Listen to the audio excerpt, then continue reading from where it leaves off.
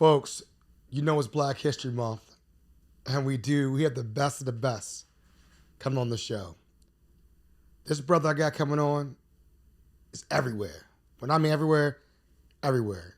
He will tell you what's going on and what's happening in the tech scene and in Baltimore. He's not even from Baltimore, but he's embraced Baltimore as his home, and I love this about him. And, you know, we always hire people from come out of town, but this brother is really, truly about Baltimore. And he's a new CEO, and I can't wait to have him on the show. So after this message, after you hear me talk, you'll hear Mr. Kory Bailey, CEO of Upsurge. We made a pledge to do what's best for the health of our communities, and we continue to deliver on it every day for every one of our members. With access to a network of over 1 million providers, rewards for living healthy, and more care options than ever, we are Care First Blue Cross Blue Shield, and we are changing healthcare for all that we serve. At Care First, it's not just our name, it's our promise.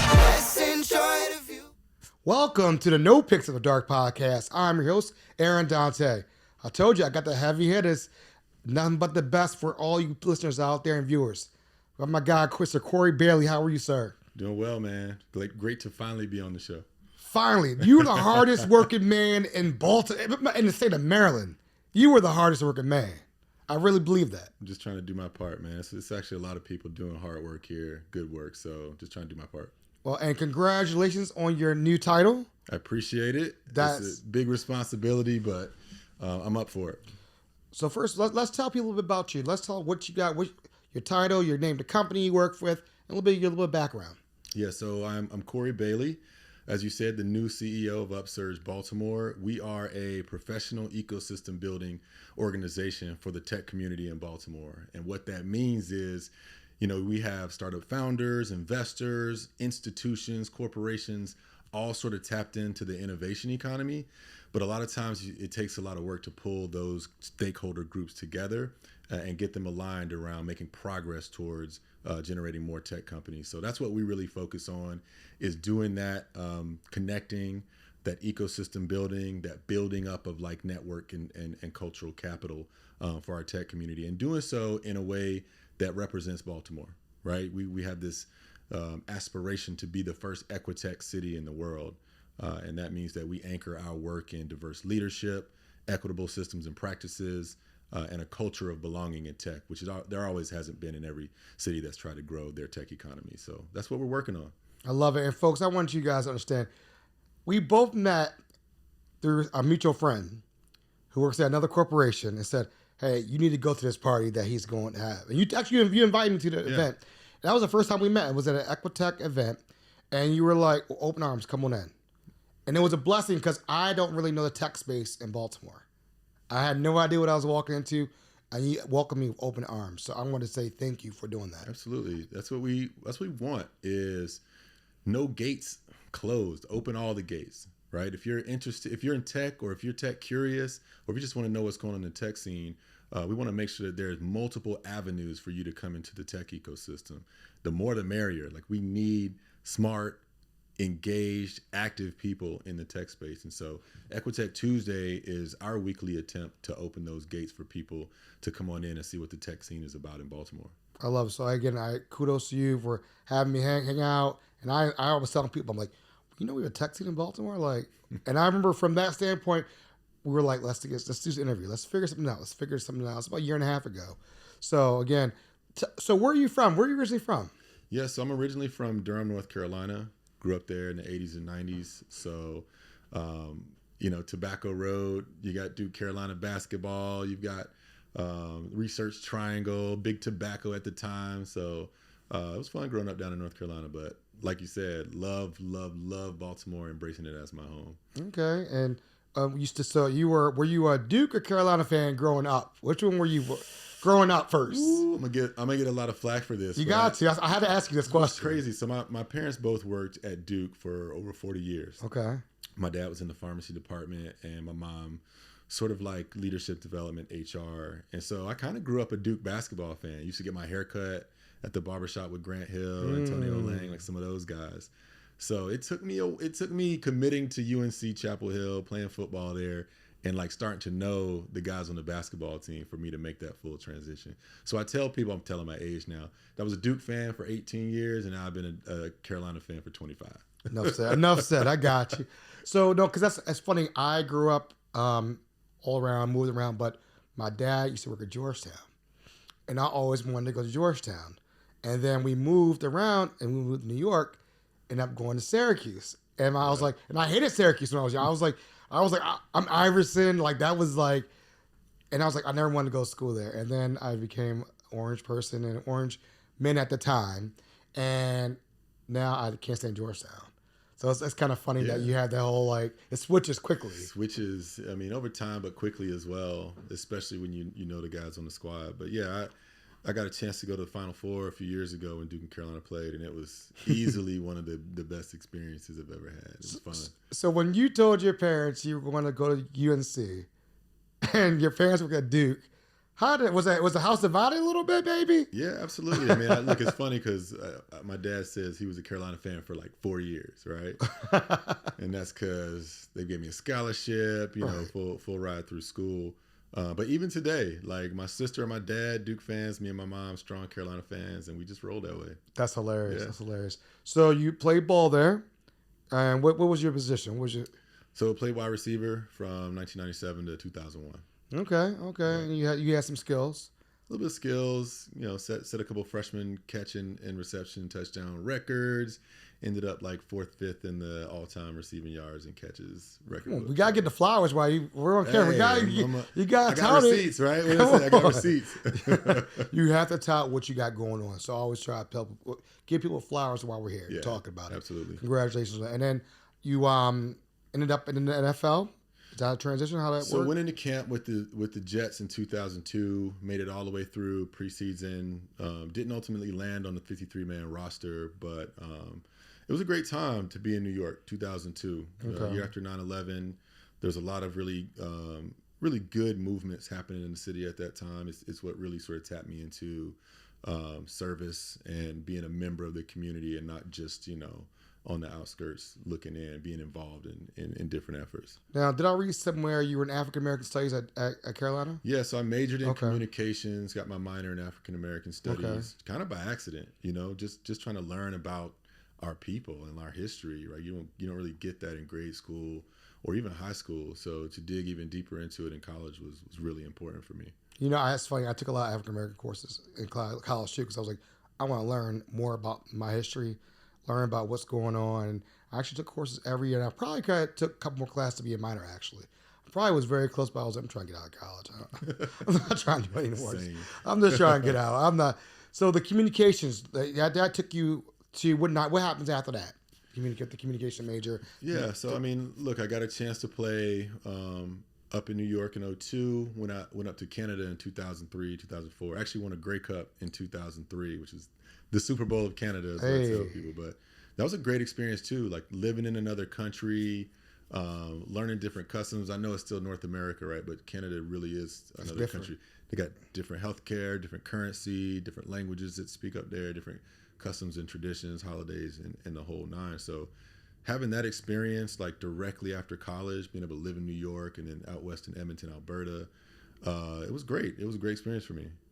Did you learn how to snowboard while you're out there skiing, or? No, so look, my mom's from Colorado Springs, right? So I've been skiing since I was like 7, 8, 9 years old. Okay. I'm rusty right now. I haven't gone in like 2 years or so, but I got the pizza French fries lesson young. I already know. I learned. I remember my friends were like, "All right, you're going to Bunny Hill." And I went to Bunny Hill with them for like one time. They're like, "All right, you already understood this. We're gonna take you all the way up." I was like, "Oh no!" And let me tell you, you learn real quick. You learn real quick about skiing. But I don't touch no more because I will probably break your bones. I'm washed. You gotta take some risks, man. I'm washed, man. Never say never. I'm washed. I won't even pick up a basketball no more. Oh man. You guys always say, "Hey, you want to hoop?" I'm good, bro. I don't even touch it. You gotta stay active though, man. I do. I stay active. I do walks for Lake Montebello. Okay. I do a couple walks. I'm trying to, but right. I don't hoop anymore though. All right. I'm too. I feel. Look, that's how you stay alive, man. You gotta move the body. Facts. Gotta move the body. Facts. Yeah. So you went, and so after Canada, living in there, doing sports, what brought you back to the States? So, off seasons, you always come home, get reacclimated, check in with friends and family. After that, sort of fell into the health club industry because naturally you want to stay in shape.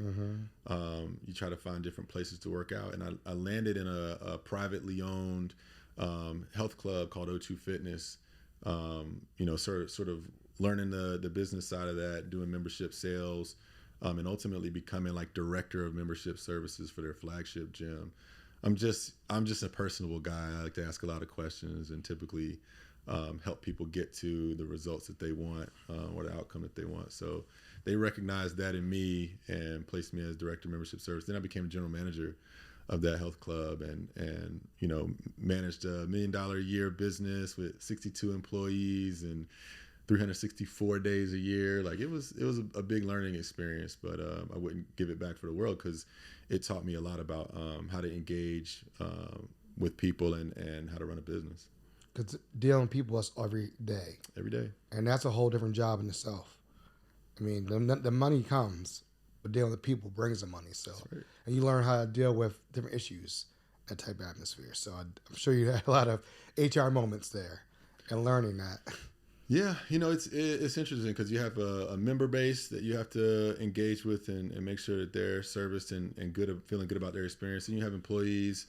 I think my youngest employee was 16, worked in the child care. My oldest was like 62 and was an opener for me. So I had to engage with like the broad spectrum of people, both on the member side and the employee side. Do you think all this training that you were doing, like from working with teammates in college, going through the whole process, going through preseason, living in New York, then going to live in Canada, and then it's built to you who you are now to put you set up for this job you're working right now? Absolutely. I mean, I think every professional experience that I've had has led me or given me some kind of skill set or some kind of awareness or availability or ability to do this job. And it really is about relationships. It's about recognizing people's needs, talents, and then trying to align them in a way that is mutually beneficial to the people that you're connecting or to you and that other party. It really is about partnership, collaboration, and getting the most out of your talents across the ecosystem. So like it's actually an honor to be able to do that professionally, like to use all those skill sets in one organization and in one role. So I'm excited. Like I think there's a lot happening in our tech scene here, just a lot happening in general in Baltimore, a lot of alignment at the state level as well. And so I always say this, I've been saying this recently, we're in our championship window to be able to execute and get a lot of wins for Baltimore and for Maryland. So yeah, it's exciting. And I know a little bit, we'll switch topics real quick. I remember you telling me you come from a family of people who are doers, who make things happen. Can you give us a little sneak peek behind the curtain of that? Yeah, it's interesting because before taking this role, I was sort of knee deep in a family history project. So I was learning a lot about our different family trees on both sides. And honestly, there are a lot of ancestors and family members that took risks, made decisions to be entrepreneurial. Both of my grandfathers actually were in the service during World War II. My dad's father stationed out in Italy. My mom's father, Sam Hunter Jr., was a Tuskegee Airman. And so, the legacy of sort of service and entrepreneurship is deep in my family. His father, Sam Sr., moved the family from Texas to Colorado Springs in the late 19-teens. So there was a lot of sort of violence against Black people happening in Texas at that time. And to escape that, they were planning to move to California and stop in Colorado on the way. And when they got there, they experienced a part of the country that was open to Black entrepreneurship, that there was opportunity to grow. He ended up sort of apprenticing in a mortuary. So learning how to embalm, how to bury, how to sort of give people those last the end of life care, right? That burial for the family. And at the time, everyone who was black in Colorado would get passed between 4 different funeral homes because none of the white mortuaries wanted to like own black deaths, if you could imagine that. Wow. And so he asked each of them, would you guys be open to me starting my own mortuary? And they were like, yes, please. So he was the first black mortician in Colorado Springs. And then when my grandfather returned home from his service in the war, he wanted to be a pilot, commercial pilot, right? Tuskegee Airman. I can fly a B-52. I can fly a commercial flight, but none of the airlines were hiring black pilots. Of course not. At the time. And so he would end up taking over his father's mortuary business and then starting some of his own. He recognized the need for better housing for black people in Colorado Springs, got licensed, became the first black realtor in Colorado Springs.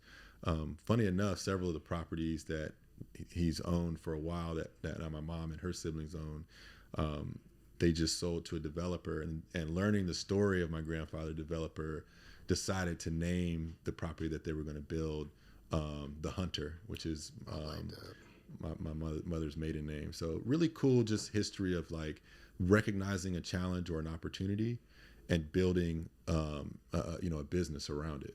Thank you for sharing that with your family. I know I like to tell my family.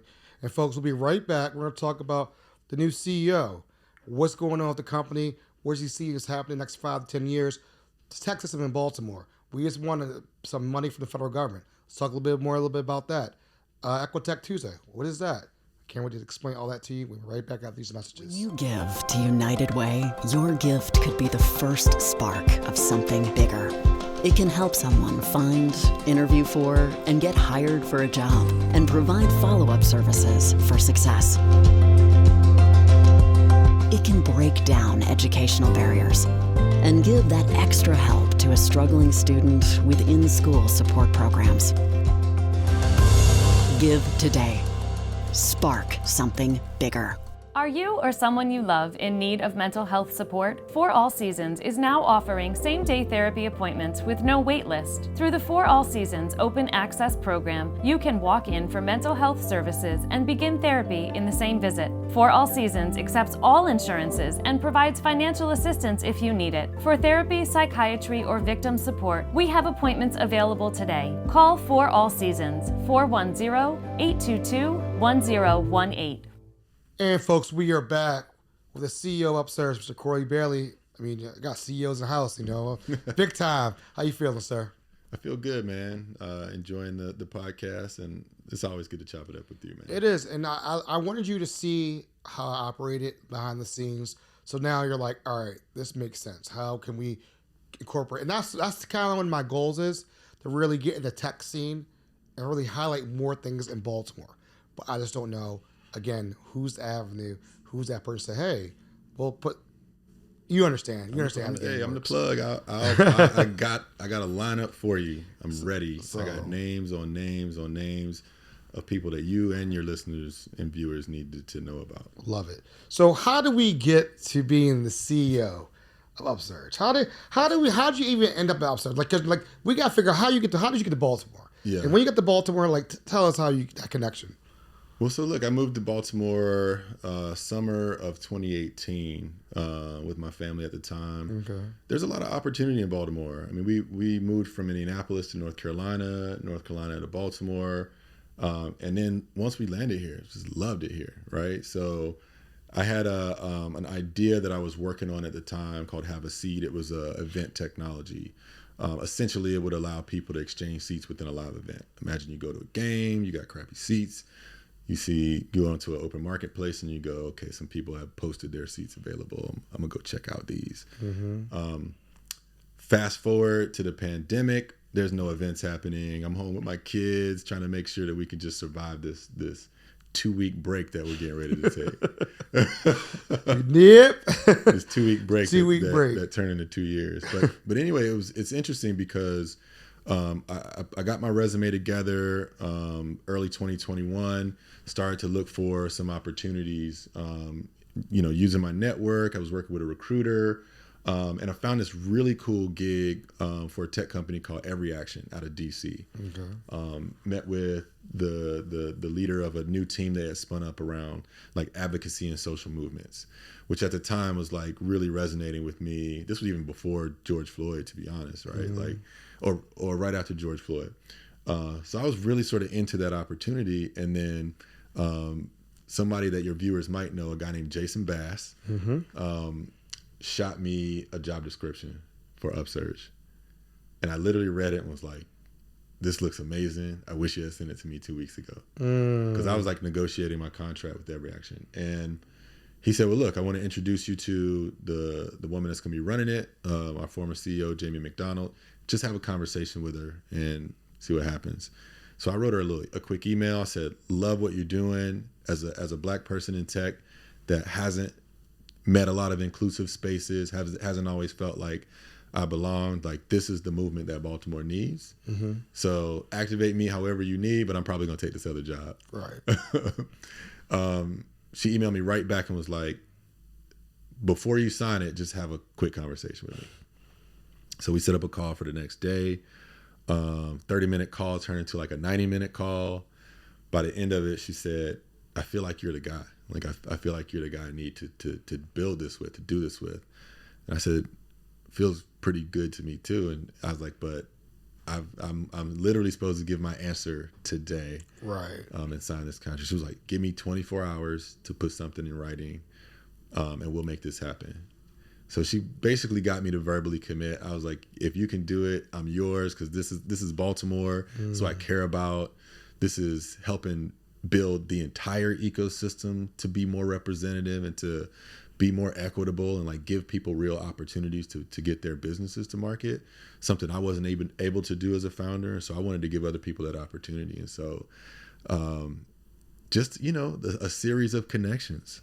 That's crazy. Right? Like, you think about it that way, just a series of connections get you there. And there's even a trippier backstory about how I met Jason Bass, but like, I believe in, moments like that leading to something impactful, small moments leading to really big things happening.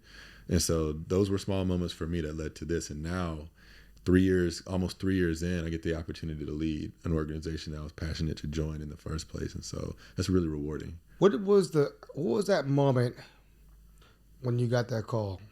I said, hey, you got the job. Like, what emotions? Take us through those emotional moment, or if it was no emotion at all. Oh, all the emotions. But what was the emotion like? All the emotions. I mean, even going into the process, there was so much of imposter syndrome. Am I ready to do this? I'm a different type of leader. Is that going to resonate with people?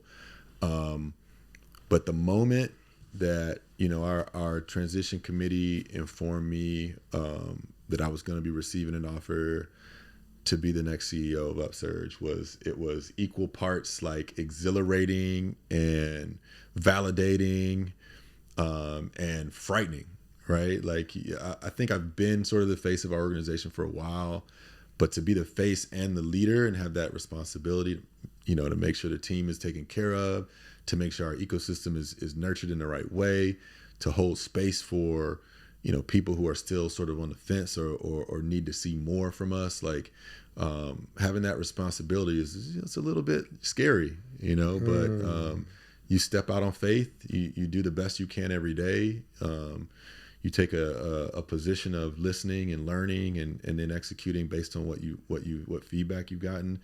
And there are no missteps. I say you learn from everything, right? It's constant iteration, it's constant prototyping, it's constant trial and error.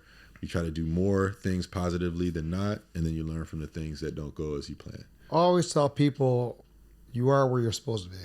Yeah. In life. Don't ever doubt.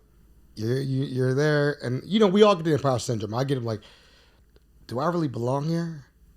Like, I get that a lot, and I'm starting out. People are like, you're here. Act like you're here. Don't be surprised. But I feel like knowing you and seeing what you've moved and how you navigate through Baltimore, you are where you're supposed to be. Yeah, I appreciate that. And there was no other, in my mind, and no offense to anybody or slight anybody out there, you were Upsurge. Like if I said, hey, I got a guy, Kory, okay, boom. Like that was the first name, a person or face that popped in my mind. And for me, is representation. Representation matters so much to me that's what's so important. You know, I always tell the people when I first won Best of Baltimore for Baltimore Sun, and to see my black face on that paper, I cried because it was like now other young black people who want to do podcasts, you can do it. It's there. It's just not just a fly by night. You win it again. You're like, this can happen to you. Yeah. And so like I see you as that person. You're that guy, or as Dion says, he is him, or whatever you want to call it. But you have been that person in limelight, and I was so happy when you had said it and it got announced, and you deserve it. You did really deserve it. I appreciate that. And I know you were the right person to lead them. I appreciate that. And you know, I agree with you, and that's a reason why this effort and the work that we do at Upsurge is so important to me. You know, being a black person in tech, working for a startup where I was the only black employee for like 2 years. Mm-hmm. And I had great relationships with my coworkers, with our leaders, but it's you know, it's jarring to think that you are one of one, right? Like I'm not a unicorn. There's nothing special about me, what my mom would say, but there's other people out there that deserve this opportunity and to be in tech and to benefit from all of the things that being able to build your own tech company or have a great career in tech can bring. And so it matters to me too. I remember if I'm able to plug another series, the second day on the job, and I was just down at Fearless talking to Delali about this. The second day on the job, I got to hear the Downtown Download with Shalonda Stokes from Downtown Partnership in Baltimore. She was interviewing Delali Zarasa, the founder of Fearless, which is easily our fastest growing tech company in Baltimore. To hear the intentionality behind the brand, the focus on the culture and the team that he was building, 50% people of color, 50% women, the intentionality behind that, but also firmly stating that they were going to be $1 billion company by 2030. Like I was like, whoa, that's what's up. Like that's what we need is people willing to do it differently, but not compromise on excellence, not compromise on world-class business, not compromise on economic win, right? It's not just a social good to be inclusive or to have representation. It is a economic advantage to have those voices at the table, to be able to have people show up as their true selves at work, to contribute to something in a culture that is bigger than just your individual effort, but what the team can contribute and produce. And so I had my marching orders early. I was like, we're going to do something different in Baltimore. And Equitech to me is that aspiration to do it differently. All right, so you rolled into something really cool here. Tell us about what's happening with the federal government, with the tech sector, because since you're talking to $1 billion company, we're getting a lot of money coming here. Tell us a little bit about that. Yeah, so I mean, we have an opportunity. So I'll just back up a little bit. This summer, the federal government through the EDA issued an award called the Federal Tech Hubs Award. Essentially, they were asking for proposals from different parts of the country, right? Not the New Yorks or the Bostons or the Silicon Valleys.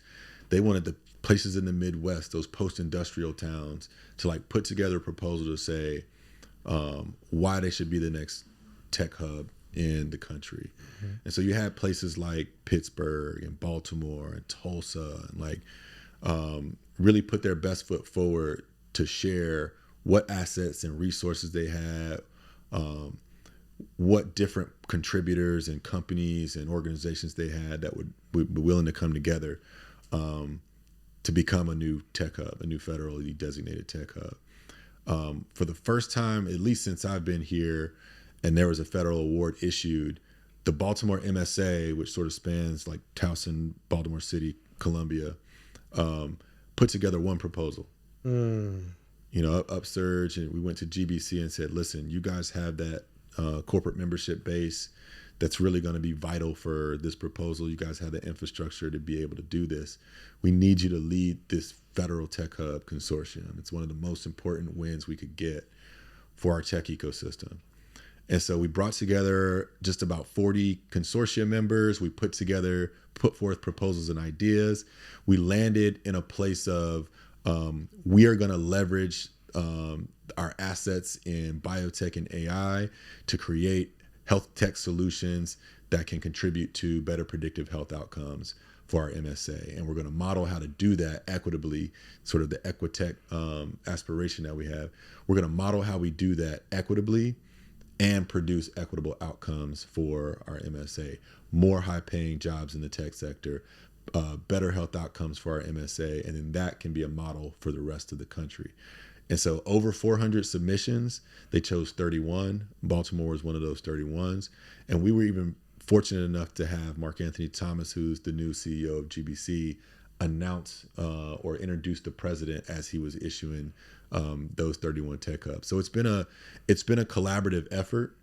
It hasn't been easy. A lot of different folks at the table that are fighting for their particular institutions or their particular sector focus.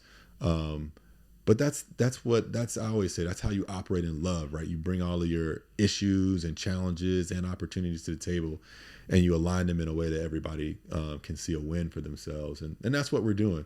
We're in phase 2 right now, going for anywhere between 40 and 70 million for some foundational work that can open up a share of $10 billion ultimately once they choose the 5 to 10 MSAs, metropolitan statistical areas, that are going to get that share of 10 billion. But that's catalytic funding. That's transformational funding. And if we can get that type of federal funding flowing into our ecosystem, it will mean a whole lot for more opportunities for more Baltimoreans and the state at large. Would that bring more jobs to Baltimore? Absolutely. Region? Okay. Absolutely. You think about opportunities in healthcare, health tech, biomanufacturing, all of the different places and spaces and operations that will spin up, all different companies that will be created from some of that acceleration and venture funding that comes from that. We need private sector dollars to really support the proposal. We need those institutional and corporate players at the table saying, this innovation matters to me, to my bottom line, so I'm going to invest in that as well. But the number of jobs that it could bring to Baltimore City and the state at large is just transformational. So my hope is by the time that we get here next year, we'll be designated as a phase 2 winner. We'll have an annual tech conference here. Like we got big aspirations. So my hope is that if we sit down at the same time next year, we'll be talking about a whole list of wins that Maryland and Baltimore have had in the tech space. I love it. I mean, I know what's really cool is you guys have you guys partner with a CIAA during a week, and it's a tech summit day. Yeah. And I interviewed Fearless owner. Nice. And that was really cool to do that. And I'm actually, we doing some tech stuff also coming out. I was like, okay, I'm trying to figure out when this is coming out. But yeah, I can say it. By the time this comes out, there'll be an announcement of who I'll be interviewing for a tech summit that awesome. week. So I know that you guys are everywhere. And like, again, you're the perfect person to have your hands on a lot of different things. And everybody knows you know everybody.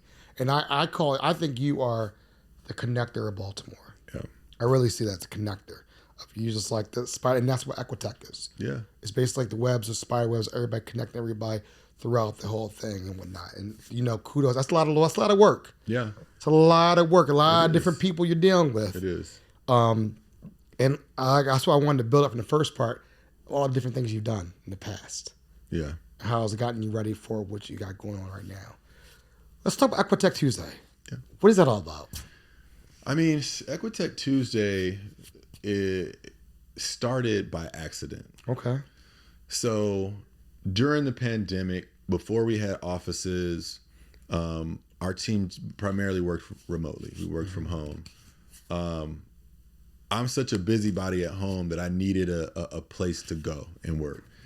My neighbor, Arena Stein, one of the owners of Alma Cocina, great restaurant in town right across from Penn Station. She goes, you can use Alma. The staff isn't really there till 4:00 anyway. So if you need a place to work, go work there, set up shop at one of the tables. And I literally sat at the far back table on the corner of Charles and Lambell. Like that was my view of Baltimore, like crossroads of Baltimore, if you will. And the trippy part is there's so many plants in Alma that when I was on Zooms, people be like, I love your virtual background. I'm like, oh no, these plants are real. I don't even know how to do a virtual background. I know I'm in tech, but I don't know how to do a virtual background. So I was meeting with entrepreneurs, meeting with investors. Like the whole first year of this work was discovery. I'm like a newbie. I had my like smaller network of people that I got to know over the first couple years of being here, but didn't really know anybody in tech. So I was meeting with probably 15 founders a week, 4 or 5 investors a week, just trying to get a lay of the land. And like you said, understand that full landscape. In order for us to move the ecosystem forward, you got to have a full picture of it. Who's in it? What are their priorities? What are they working on? What's missing? Where do they wish there was like better alignment? So I would have all these great conversations in 30-minute chunks, and I would say, Monday they were closed, but on Tuesday it was their first day open. So I was like, if you want to pull up at the bar, I'll probably just be working here through then and grab a drink, have a little food before I head home. So we end up having our like very first public event, AMA, Ask Me Anything, right? We did it up at Impact Hub over there on North Ave. And afterwards, a bunch of us who had just met in person for the first time after being on all these squares, I said, well, hey, I do this thing every Tuesday at Alma where I just sit down with folks. Why don't we all go down there? And so like Matt Conwell, Ellington West, Nick Culbertson, Chibueze Ahanachu from Armor, like the Derek and Jaw, the guys from Flav, like a bunch of us just walked down to Alma. So we had like 10. And they were like, you here every week? And I'm like, yeah. Can I bring somebody next time? I'm like, sure. Next week, 10 more people. The week after that, 15, 20. Then I finally was like, I think we're on to something here. And any strong startup ecosystem needs regular recurring events, places where people can plug in. Like if you're from out of town and you're like, yo, I'm here, I'm trying to learn about tech. People are like, oh, you need to go to this thing, right? So the funny part is the first thing I named it was the future of Baltimore. Because I had like D. Watkins come in, Kondwani Fidel, Devin Allen. Like I had other guys that were innovating, but not really in tech per se. So to me, it was like, who cares about the future of Baltimore? Just come here and let's talk innovation. Let's talk future. But then like to really like anchor it in the work we were doing, we wanted something that spoke to this Equitech aspiration. How can we be the most diverse, the most inclusive, the most equitable tech ecosystem in the world? So Equitech Tuesday kind of flowed, and you know, we've been doing this. We're coming up on the 128th in a row. Wow. So it's been going for 2.5 years now, and it really is. It's the open door, the front door, if you will, to the tech ecosystem in Baltimore. And once you talked about like what we do, right? As an ecosystem, what we want is multiple entry points in. Come one, come all. Like you said, you felt welcomed. You didn't feel weird about coming. Like, even though you're not directly in tech, which all this tech around us, but you were like, hey, I'm in. Once you're in the circle, we got to increase your participation. Right. What else can you go to that's beneficial? It might not be an Upsurge event. It might be Conscious Venture Lab demo day. It might be a Techstars, demo day. It might be an entrepreneurship panel up at Loyola or a pitch competition up at Towson. Like, how do we get you engaged in the ways that matter the most to you? And then how do we route you to the next best resource, the next best person, right? Sometimes you shoot your shot before you're ready and you're like, oh man, if I had talked to that person 2 months from now instead of right now, right? But if you can see the path to that conversation before you need it, right? Oh, this is what I need next. I'm gonna go do this workshop. I'm gonna do this masterclass. I'm gonna do this, go check out this panel. Awareness. So for Upsurge, it's about creating awareness for those, increasing the activity around them, bringing the right groups together at the right time, and then holding our ecosystem accountable to that, like those behaviors. Everybody needs to be doing this. Not just Kory, not just Upsurge. Introduce them to your network. Open up access to your resources. fund those investors. Fund those founders. Get them the funding they need. Get them to revenue faster, right? Like be a customer.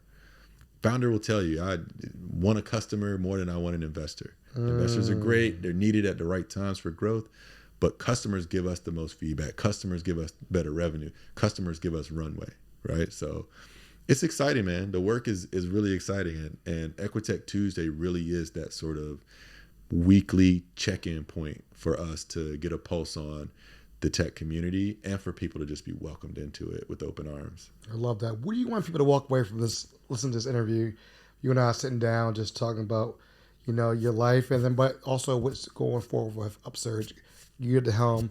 What do you see going forward? What do you want people to wrap their hands around and be like, okay, let me check them out? Yeah, so we're sort of evolving into, how I described us in the beginning, a professional ecosystem building organization. Ecosystem building has only really been a profession for about a decade, right? It's how do you get a full landscape of your ecosystem, whether that be, an economic ecosystem, a tech ecosystem, and then how do you put those puzzle pieces together in a way that they benefit the acceleration of more companies and the momentum towards, for us, a more equitable economic city and state.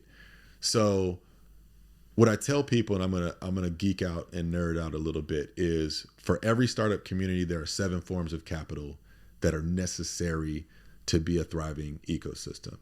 Some that you can see and feel that are easy to understand. Physical capital, you got to have buildings, you got to have infrastructure, you got to have transportation.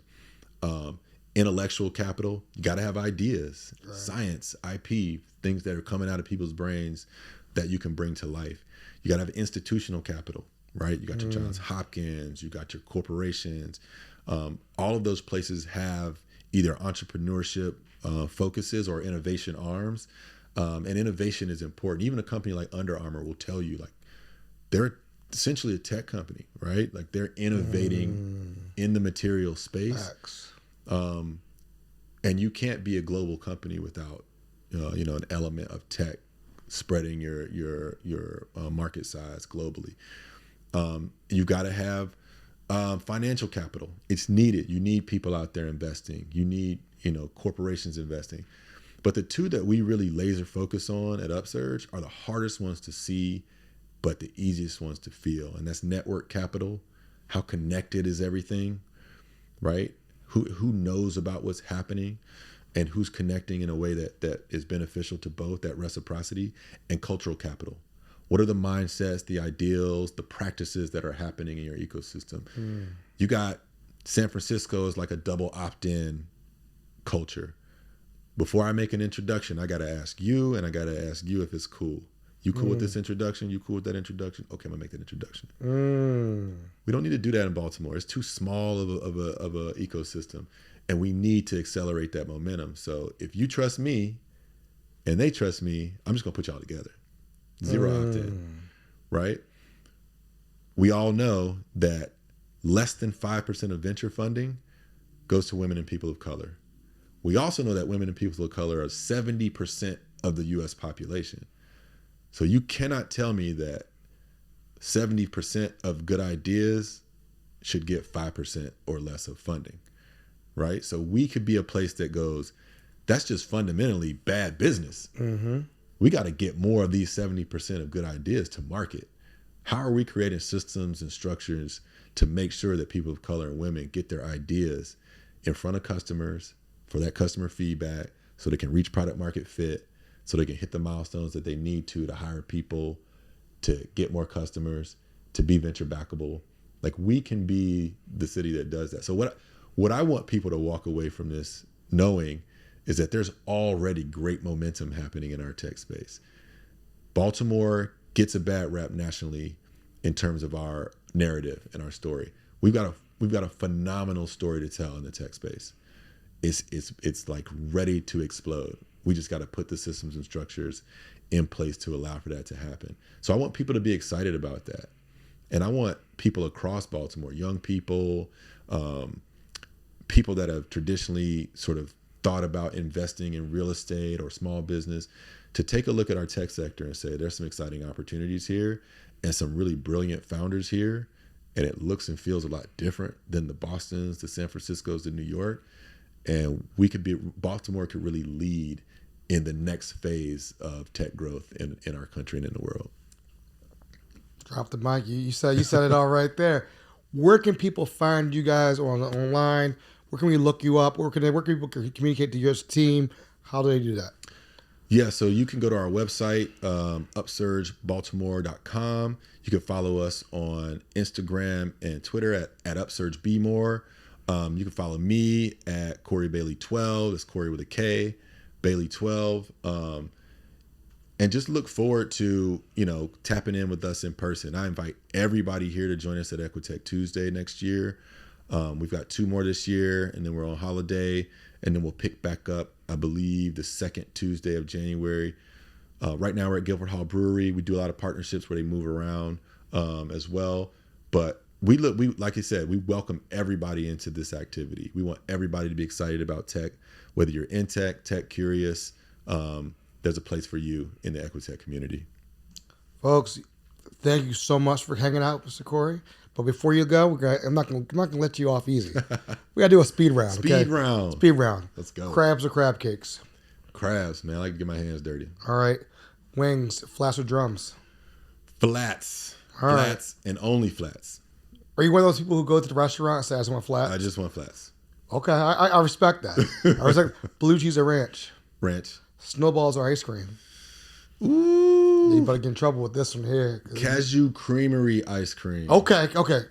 Fair. Cashew creamery That's fair. ice cream. Cashew. That's fair. Your favorite athlete of all time you'd like to watch? Man, Randall Cunningham. I wore number 12 throughout my career because I was a big Randall Cunningham fan. I have jokes, but we're not going to talk about that right now because my team did some work last night. But we're not going to talk. We're not going to talk about that. We're not going to talk about that. Let's talk again after February. We're not going to talk about that. If I hopped in your car right now, what would you be listening to? Oh man, probably a whole lot of J. Cole for North Carolina. I believe he is at the top of his game right now. So a bunch of J. Cole. I got an eclectic music taste though, man. You're liable to hear anything from me. And my number one, I guess, artist on Spotify this year was Toby and Weeway. Okay.